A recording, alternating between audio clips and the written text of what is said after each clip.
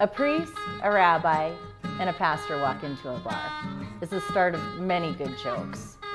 But what if it could be a place where we have actual conversations about spiritual things and God?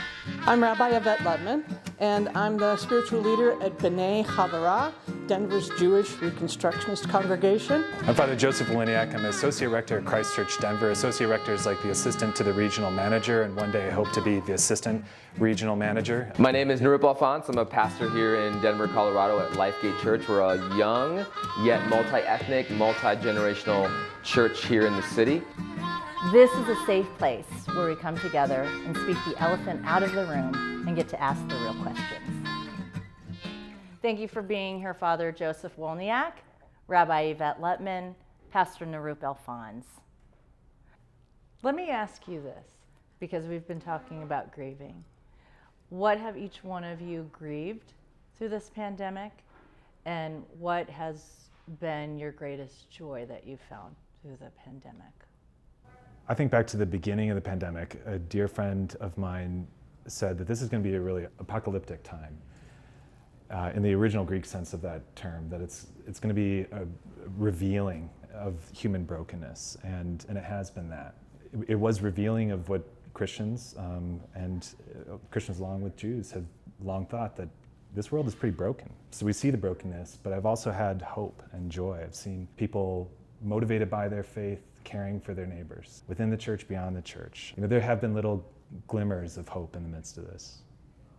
Do you guys think that it's a world that's broken by design?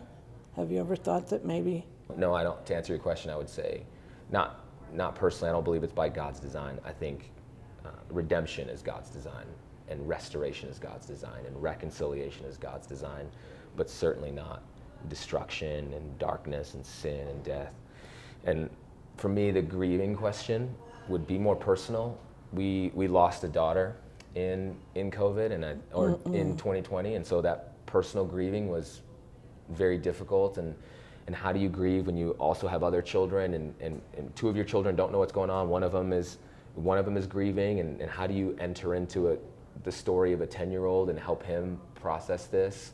So wait, you lost my wife and I, yeah. So that was very difficult for us, and we're still. It's, you know, I have her name tattooed on my arm, and we'll remember every birthday and every, you know, all these things, and so that's difficult. But I experienced what it's like to be part of a church, not because I work at one or I lead one, because that night our backyard was full of people who had showed up, and they didn't come to hear me preach a sermon. They didn't come for a worship night. They didn't come for dinner. They came to pray over us and sing over us and bring hope over us. And so for me, the most joyful thing was to see, man, God really does bring beauty out of ashes. And God really is a redemptive God. And what this world has meant for evil, God can use for good. And so for me, it's the same story. It's the same story, that the thing I grieve the most, my wife and I grieve the most, is also the thing that we found the most hopeful and most joyful, of the people of God surrounding us and encouraging us to live in the truth of who Jesus is, and that one day God will restore all things, and all the darkness in this world will be restored, and God will redeem all things. I'm really sorry about your daughter. Thank you. Thanks for telling us that. Thank you. Wow. Rabbi, how would you answer your own question? So I do believe that we got a world that wasn't finished, a world that needs to be repaired. And here's how I get there. So there's a section in the Torah where we're getting a description of how are you supposed to behave around loans and things. And the section starts out and it says, "There shall be no needy among you," and it uses the word ephes, and ephes means zero. There's going to be zero. Well, this is great news. I'm listening. This is fantastic news if I'm listening. And then, like, one sentence later it says, "And when there are needy among you, this is how you should behave. Open your hand," etc. So you could say, Wait a second. You are internally inconsistent text within one sentence. I can't even say it says this is in Genesis and it says this in Deuteronomy. No, it's in the same sentence. So how do you square these things? Because we work very hard to square those things in Judaism. We like the Torah to be consistent. And the only way to square it is to say, it is imperfect. I designed it that way so that you would have to help each other. Because you could say, and when there are needy, I want the next part of the sentence to be, I will take care of it because I'm supposed to be all good, all powerful, and all knowing. And I want to say, it's broken, you fix it. Who has more power? You or me? Why do I have to do it? You're God. But it's the assignment comes back to us. And so that's part of what I think the beauty of something like that is that we have to then turn to each other. And I have to rely on you to have my back. If my synagogue gets attacked, I want you guys first in line, and I want to be first in line for you if the same happens. It has to happen that way.